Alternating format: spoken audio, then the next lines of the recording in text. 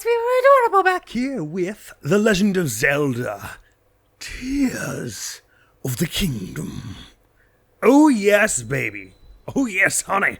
Oh yes, darling. Just one note I had before we carry on our epic quest of southeastness. I swear, when I was listening to the audio when I was editing last time, when you do a skydive, it does that lovely, like, there's a little, like, there's this, like, little airy tune that plays while you're skydiving. I think it actually got different instruments depending on whether we had the paraglider out or we were like in a full skydive, which is so cool. And I think it organically ended when we hit the ground too. And I just want to, these games have so much cool music stuff like that. I want to verify if that was true or if that was my imagination that it happened that way. So I'm just going to skydive into a random place here. I think I wasn't high enough.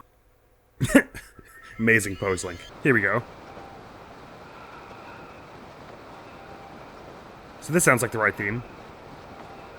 So you can hear it really well now that I've got the glider out. Okay, I don't think the instruments change when you go into a skydive like I thought before, but I guess that was my imagination. But let's see, does it organically end when you hit the ground like I thought?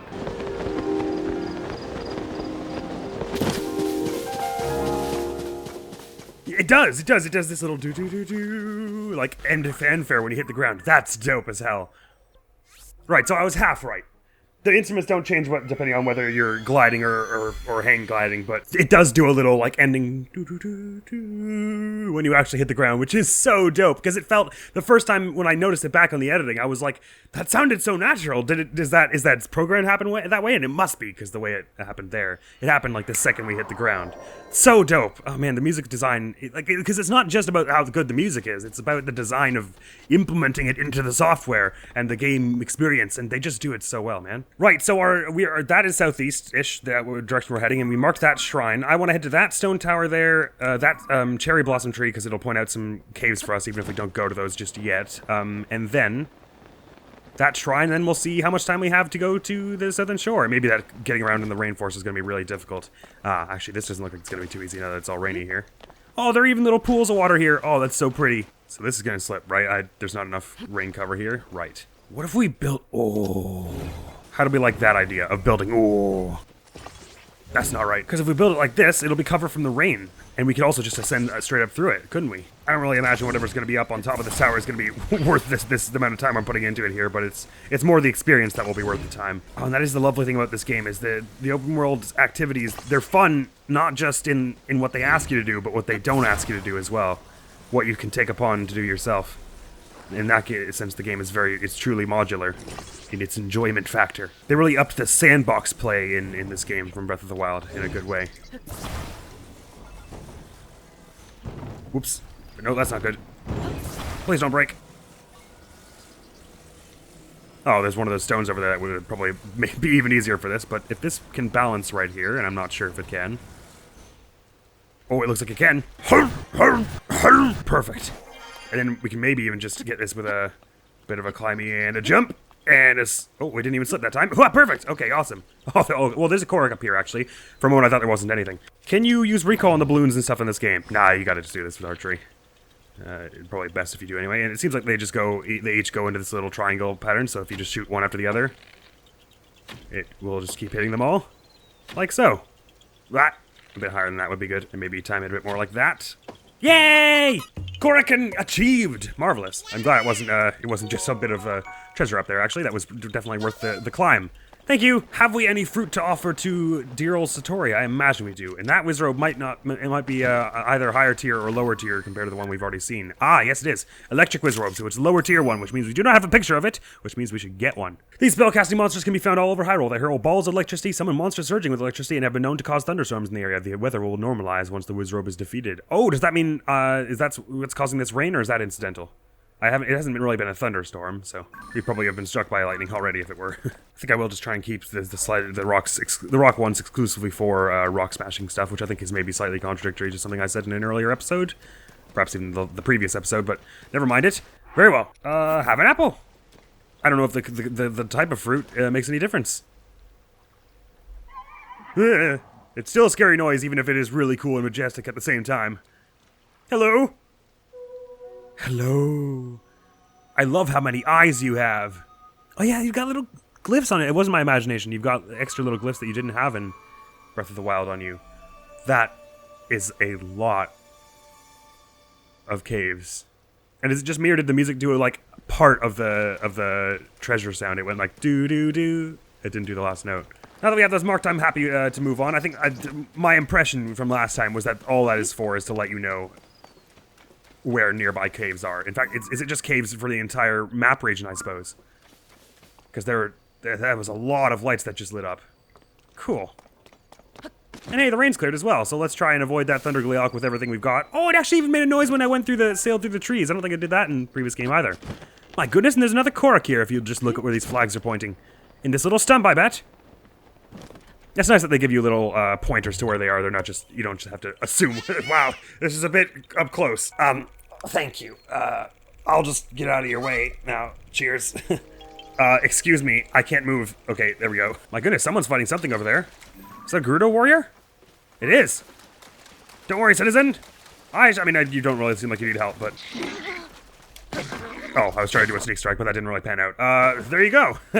Well met, you. So for the help. That could have gone badly if you hadn't turned up. I've got to give you a little something for saving me, right? I hope this helps. You don't gotta, but thank you. Rapid Simmered Fruit. Oh, there's a swim speed effect in this game. That wasn't in Breath of the Wild, was it? You can only get that from armor and stuff, I think. Crest low-level swim speed boost. This sweet dish is made by heaping tasty fruits in a pan and... Right, okay. The name's Kalissa. I'm a legendary treasure hunter of the Gerudo. Nice to meet you. I hate to break it to you, but if you have to introduce yourself as legendary... Have you heard about the strange phenomena going on all over the regions of Hyrule? Yes. And I put a stop to one of them. Islands floating in the sky and caves opening up everywhere. It's a dream come true for a treasure hunter. As a legendary treasure hunter, I am more than happy to share some tips with you. The key to making new discoveries is being able to get somewhere high up. A cliff, ruins that have fallen from the sky. As long as it's high up, it'll work just fine. So get high up and look around. You're bound to discover all kinds of things. I better get going, but I hope we meet again. Savork. Likewise. It was a totally pleasant experience meeting you. This is a shield we don't have logged. I'll grab some teeth and horns. Well met, friend. I forget what I was saying before we ran into them. Sorry about that. Oh, they were camping out here when they got attacked. Interesting. And thanks for the fruit. What did you put in it? Splash fruit. Right, okay, that makes enough sense. And these are Fleet Lotus seeds, which are excellent speed boosty things. Do we have them in the book yet? We haven't found any in this game yet, have we? Oh, marvelous. I think they give you a very potent speed boost when cooked, by my recollection. Exceptional. Doobity-doobity-doo. Just grab a few of those as we're treading through the marshlands here. I don't remember this area very much at all. The wetlands right next to the rainforest here. They must have like remixed a bit of it somewhat. Are these just shock fruit or are they different? Nope, they're shock fruit. There's a tree branch there. Do I actually have one in the book? I don't. Perfect. I can't tell how much of it is like they've actually changed around the geology of the map or how much of it is just like since they've added new trees and like these things everywhere, it just seems different to me. It's wicked cool, whatever they've done. Yeah, those things can see you from pretty far away, so I'm going to do my best to stay absolutely out of that Gleeok's range. This is cool, too, the way the beach sort of meets with the rainforest here. I don't remember this at all in Breath of the Wild. The red cliffs shooting out of the sand here. It's dope, dude. This is gorgeous. Oh, and with the sunset, too. That is sunset, right? Yes. So the shrine we marked earlier is up on this whole thing, so we would want to find a way to climb up here soon enough. What if I just put 3 fans stacked on top of each other? Oh, well, there's some planks we could put some fans onto. I've got tons of fans, right? Only 2? Heresy. It might be enough. Oh, but it seems like we could climb up here anyway, actually. And there's the shrine, after all. Doo-dee-doo. Ah, there are fans. And a steering wheel. Oh, I see what they want. They want you to make a hoverboat here, do they? You need to reach your friend. Where be they? Oh, just down the shore a bit. Sure, I'll just carry you. I suppose it'd be faster if I made some kind of boat, but it ain't too far. Oh, I see we've got a fake, one of you here. Let's see if I can grab the camera out in time to get a picture of you. Yes, I can. Now perish! And what do we get from that? Some octoballoons and rupees. Can you photograph the octoballoons in this game? You cannot. Lovely, thank you. This is a nice chill episode so far. Just some exploring and some photographs and all of the above. These particularly clever monsters bury themselves in deep sand or snow and disguise themselves as treasure chests. Anyone who approaches the chests is attacked. It is said that the treasure chests on their heads are actually part of these monsters' bodies. It would make enough sense, since I can't ultra hand them, and it usually doesn't let you ultra hand biological matter that is still biologically alive. Razor Claw Crab. New crab found as well. It's an excellent episode for our logbook building so far. See if I can also catch this crab. Or either of them. Wow, they're not actually too quick-witted from the behind, and we learned that these crabs do excellent health regen when cooked up, so that's good. Are these iron shell ones? Oh, hot diggity.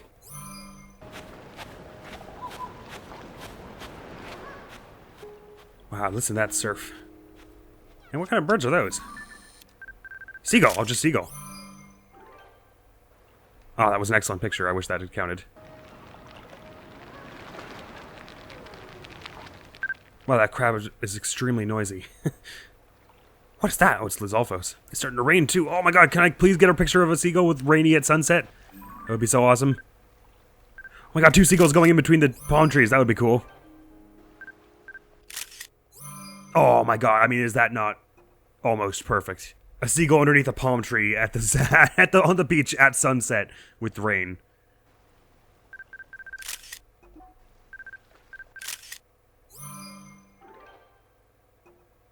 I might want to keep this picture, but I think I'll replace the compendium picture with this one. But I mean, oh, they're both lovely pictures. It's a shame it lowers the resolution of them when you actually take the picture, but oh, that's gorgeous.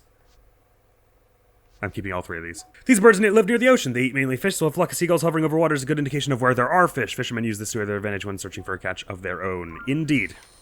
Right, sorry, back to the crabs. The noisiest crabs in existence. Doink. This is like the beach party arc of our adventure. All we need now is like a super pandery, patronizing, sexy swimsuit outfit for Link, and then everything will be, it'll be the beach episode of Legend. Oh my god, please don't throw rocks at the Korok. That's so mean. I assume they're putting monsters all over here because they want to encourage you to think outside the box and make like a hover boat to get the Korok across. But I mean, we're doing fine with just this light, lazy jog, so why bother putting in more effort? Ooh, more fans too. Actually, this is quite worth the trip for that alone. There are some logs and a sail all set out there for us. Well, I like, again, they're not probably for us explicitly, but we can have them. Because there's no one else to tell us no, basically. My goodness, and there are crabs all over this beach. We're going to have tons of them by the end of this venture. It's perhaps a bit greedy of me to just be like, oh wow, more living things! Must have all of them! But since they give good health and all... Oh my god, was that the noise of a blood moon showing up?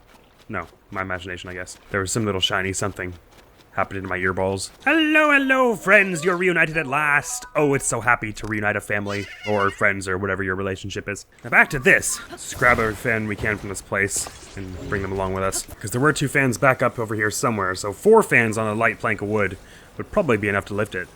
Can I use the fan to take the crab out, so I can catch it more easily? Ah, I missed. Yoink. I did sort of hurt it towards me with that, I guess. I do like that they leave a lot of parts around, so it's like if you want it to be gung-ho and be like always prepared for any situation with every device, you can manage that by ow! I was talking. Listen, you are all very rude for one thing. Whoa, my god, let's not have that. And you, the arrows. Look, arrows are not fun to be hit by. QED. That's gonna leave a mark. This is a bit extreme. Let's see about this mid-mushroom skewer. Yeah, it's a good about heal us. Probably I didn't need to eat those other 2 things with that. And it also gives us a speed bump, so that's nice.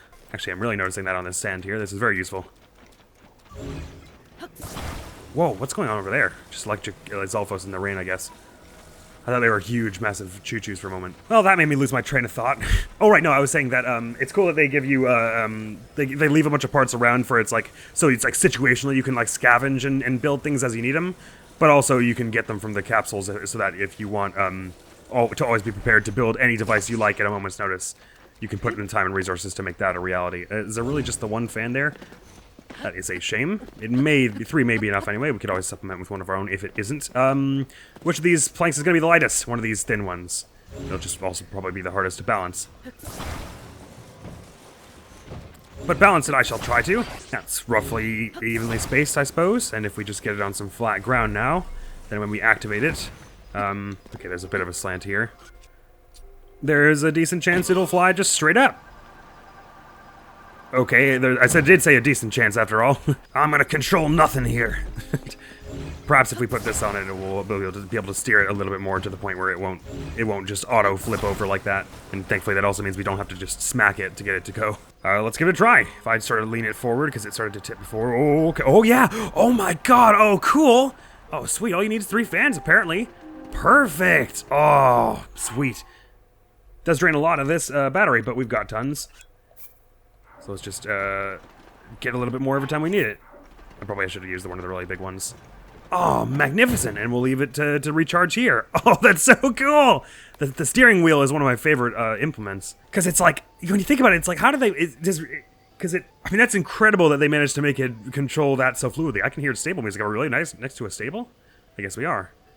I mean, even though I suppose all it's doing is rotating the whole device, it feels astonishing that it works as well as it does with the physics of the rest of it to actually make this. Like, I didn't do very much to set this up, but it's a fully controllable like hovercraft now, which I've just promptly flipped over. Ah! I fell off. Oh no! Oh god! It could use some more stable aerodynamic shape, I suppose. But even still, incredible what they've managed to achieve here. Considering how easy that was to build and how like intuitively the building was designed there. I'll turn this off here so it lands there, gets its power back. Can't wait till we have a bit more max power. We'll be able to power way larger devices like this, more easily. Right, it's like stamina, where if you don't let it run out, then it doesn't actually. You can still use it earlier. But let's wait for it to fully charge. Hello there, Flame Gleok. I'm not fighting you just yet, although we might have a chance at it now with our the amount of gear we've got. Come on now. A little bit farther, and forward. Oh, I didn't go forward enough. Hang on, forward. Yes, but not too much that you flip over. Yeah, and deactivate, and boom! Woo! I love this thing. Bananas! Perfection! And a cave very nearby. Dang, there's a lot of caves added to this rainforesty biome. I bet it'll be a huge place to explore when we go do that, which I'm not really gung-ho about doing right now. Jojo Shrine, because I do want to carry on sort of to the east here. My goodness, we've spent so much time in this already, in this area. It's a nice, relaxing beach episode. How can we not take our time and soak in the sights?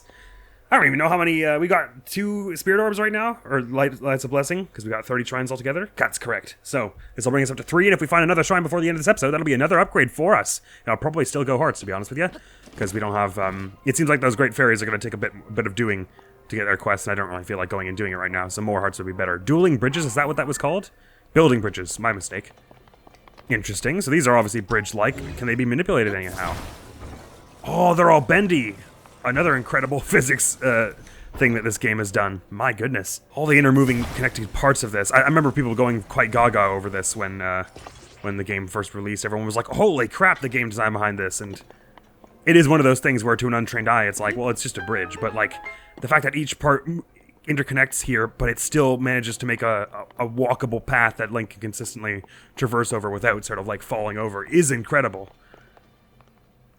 Not to mention the way it flexes in the middle and all that. Wow, I could stare at that for hours. Nintendo was not pulling any punches, man. They were like, Breath of the Wild was good, right? But hear me out. Wait a minute, can I recall each individual tile and it'll bring the entire bridge back to the shape it was a moment ago? That's incredible. Whoa, I accidentally, I really misjudged the depth perception on that one. I accidentally got to the middle there. Oh, is that where you were trying to get? Oh, my mistake. I thought I was trying to get over there, so that's why I didn't just walk off into it immediately. But it would have seen that this works fine. Oh, I'm not allowed to grab it from there for some reason. Oh dear. Why can't I move it at all now?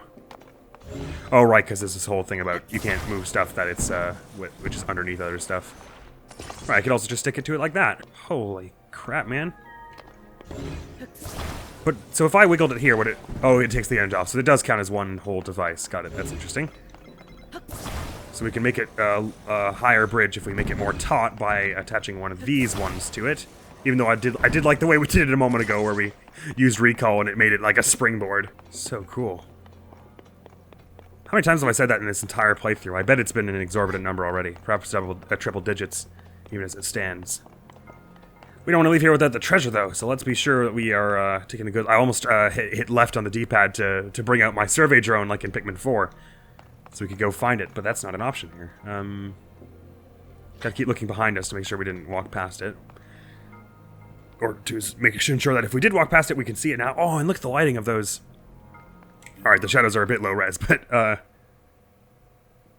The lighting's still pretty good on those, the light coming through these things, I'd said. It's just from a distance that looks pretty low res, I guess. Anyway, sorry, I'm just totally enamored with this game in this episode. It still astounds, I mean, Breath of the Wild still astounds me because it's like, when I was a kid, I was like, this is everything I want in a game. I want a good cooking system, I want a good traversal, like be able to climb over every wall.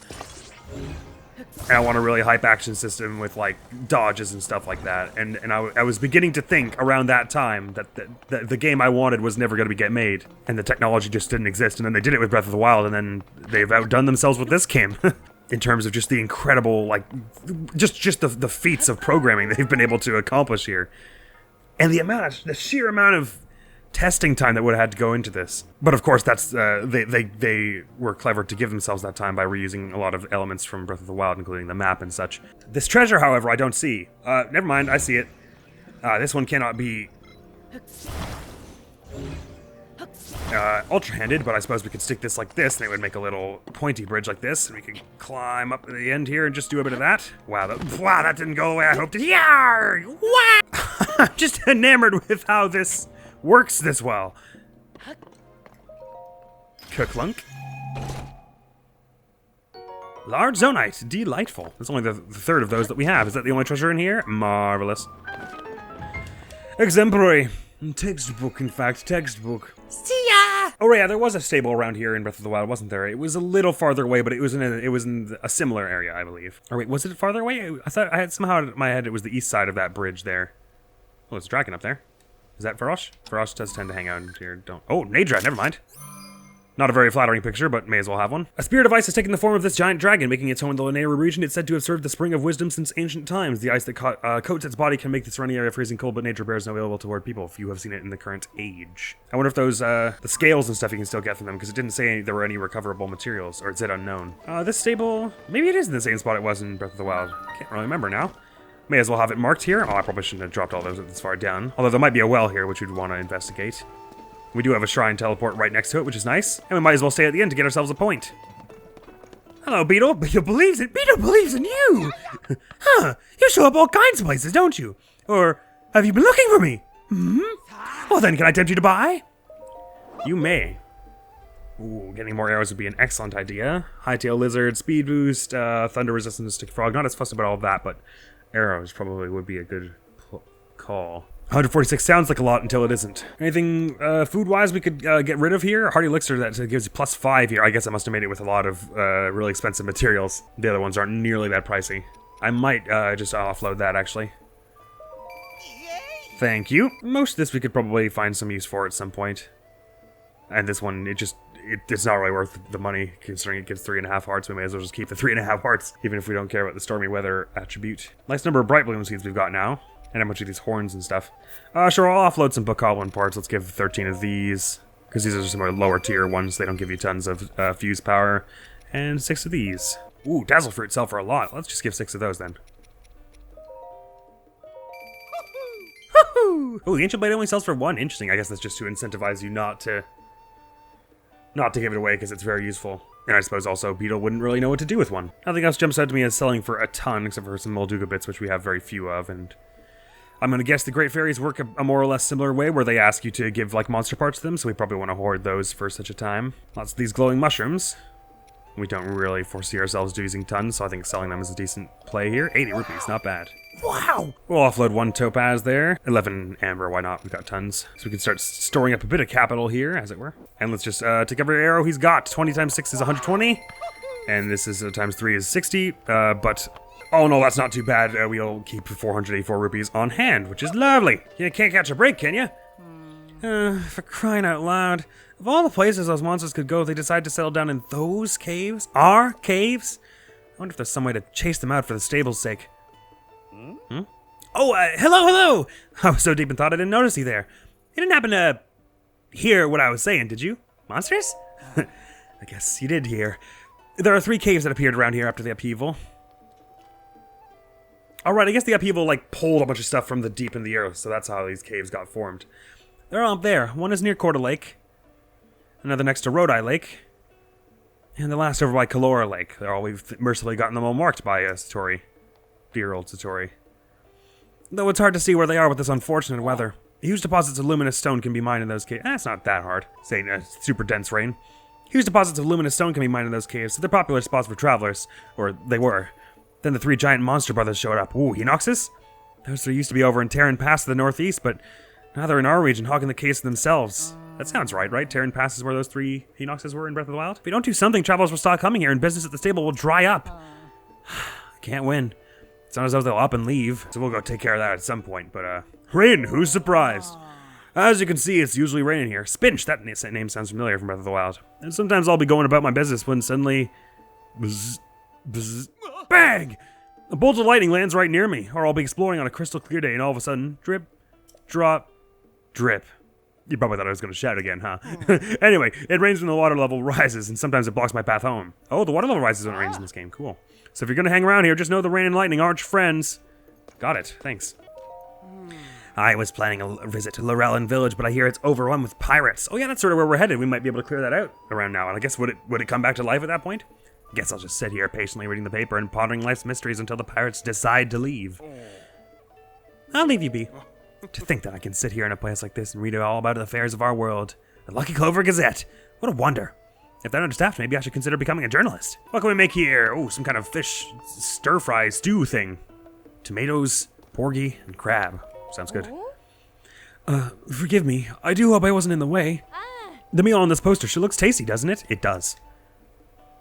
It's a simple recipe. Just do some fresh seafood with Hylian tomato. It's not just delicious, but nutritious too. So once Taya comes home from... excuse me. Once my husband comes back from his travels in the north, this is the meal I plan on cooking for him. I used to get the fresh seafood to make this from Lorellan Village out east of here, but that was before it got attacked by pirates. What am I to do? Goodbye. Our dear husband Ty said he was going alone on a journey up north to find something to protect me with. I admit it's lonely being away from my dear husband, but our hearts are always connected. At least, I like to think so. I hope you're right about that. We'll take care of those pirates at some point, so I don't feel the need to ask more about that. Oh, sorry. Is this your first time in the area, sir? It's a little-known fact that our stable receives orders from Princess Zelda herself. At her direction, we opened a sanctuary for a new animal species. It's right across the ravine from here. Huh? Ordinary visitors can't easily reach it, but with a telescope or the like, you might be able to snatch a glimpse. Anyway, once again, thanks for coming in such bad weather. Welcome to Lakeside Stable. Thank you for supporting the Stable Association. Since this is your first time here, we'll add 1 point to your pony points. Reward available. That's the brace, right? So I won't actually able to be... I'm not able to just use it without a horse. Well, I suppose we can just claim the reward and maybe they'll let us take it out whenever. What is a Melania bed? I don't even know the definition of Melania. If you sleep in a Melania bed, not only will you wake up more energized, Melania, the horse god, oh, I see, may also share a mystical message. This makes it a very popular choice among our lodgers. Oh, I need to have at least 7 pony points. Interesting. Regular bed works for me then. Tomorrow morning I could use a long sleep.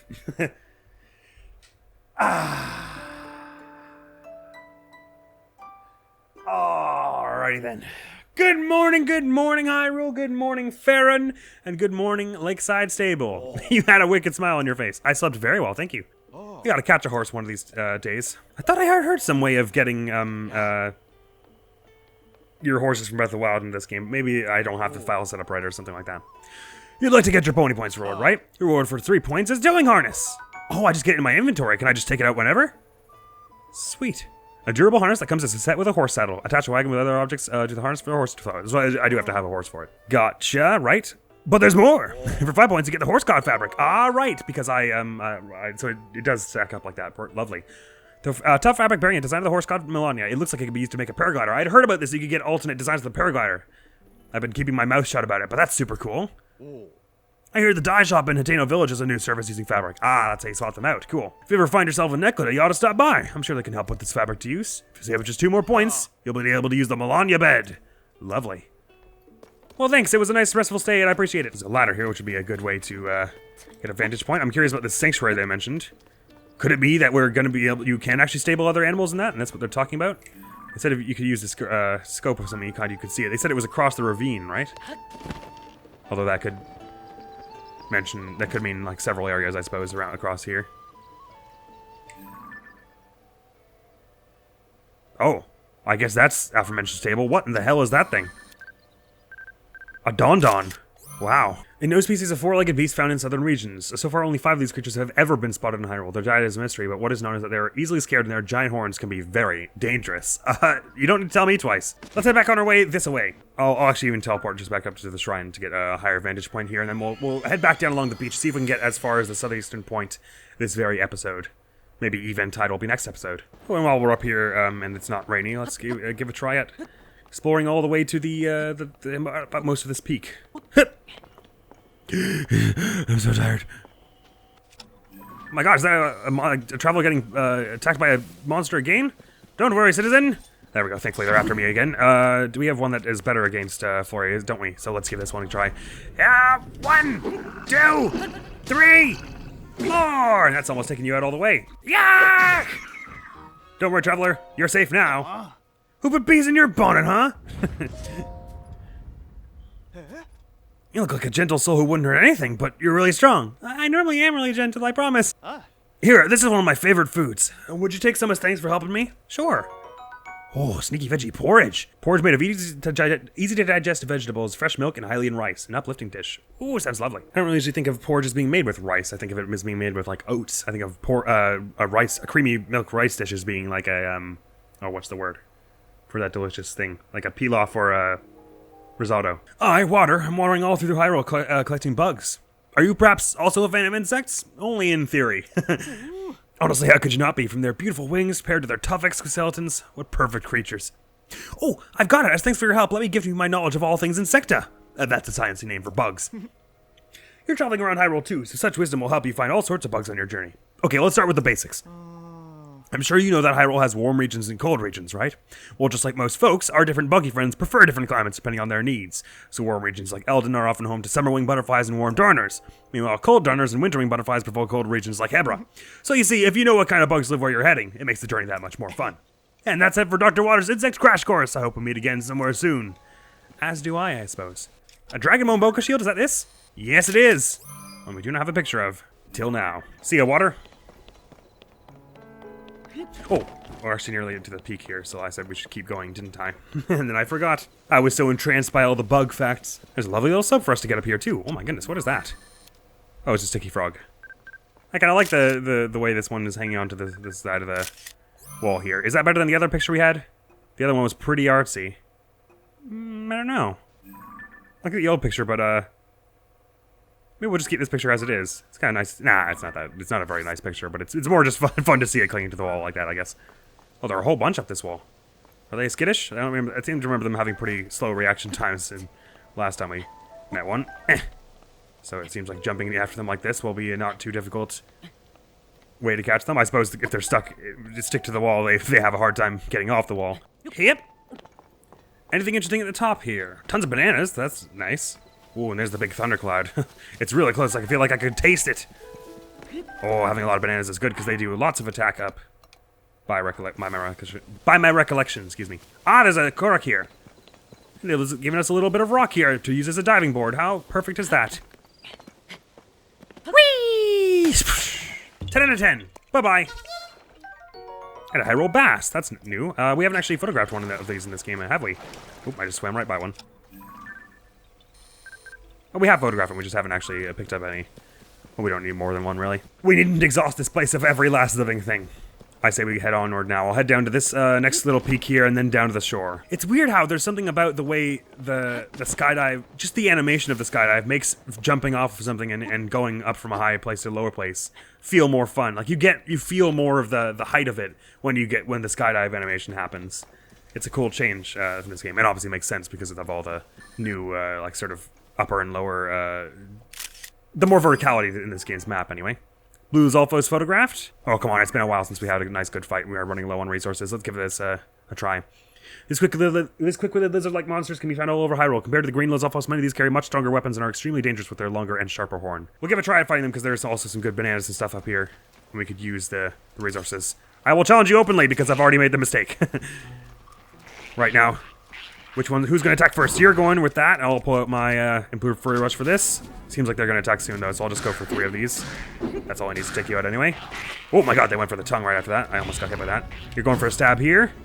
I'll go for, that one doesn't look like it's anywhere close to attacking, so I'll go for all 4 hits here. Who's next? You're going for the same thing. Very good.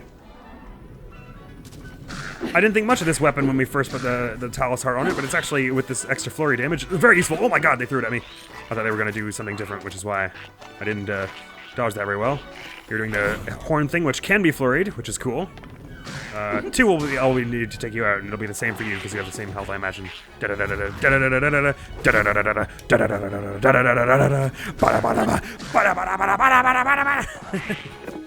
Ah, the battle music in this game is dope. For some of their horns, we maybe don't even have a blue Lizalfos horn in the book, since we hadn't fought any prior to this. Indeed, we don't, and it's this nice, like, long curved blade, almost like a katana or something. That's not a very good picture. Oh, this is a nice picture with all 3 sparkles and all 3 parts. 16, nice, and it's pretty long. These ones also give 16, they give, like, the whip effect. Ooh. And a Lizalfos shield, which we almost certainly don't have photographed. Amazing logbook progress this episode. Actually, I said we were going to try and get as far as this episode, but all our adventures in the wetlands have rendered us just under time, I'm afraid. So that will be all for this episode. But as we stand here, overlooking the beach and the shore, in the rain, we can rest assured that next time we'll be getting down to the beach and having a bit more of an explorer on that. I suppose we only got the 1 shrine this episode, but that's still good progress. And among all the other little quests we picked up in the stable and stuff, we didn't really go that far at all, did we? We started here and we just made it around here, but there was a lot to explore in these here hills. That's wonderful. Next video on the channel is going to be some more Pikmin 4, and next time here we'll be heading down to that beach. Thank you so very much for coming around. Hopefully I will see you around. Admiral's gonna be out of here now. Peace! Oh, you know what? There's love for all the 3 previous games here, I would say. Again, I'm not omitting a Pikmin out of shade. I'm just doing it because I didn't play it. Very good. And while you're bringing that back, I'll just send everyone with you guys smash down all these mushrooms. It's really satisfying to watch them all swarm over it all at once. It's endless satisfaction.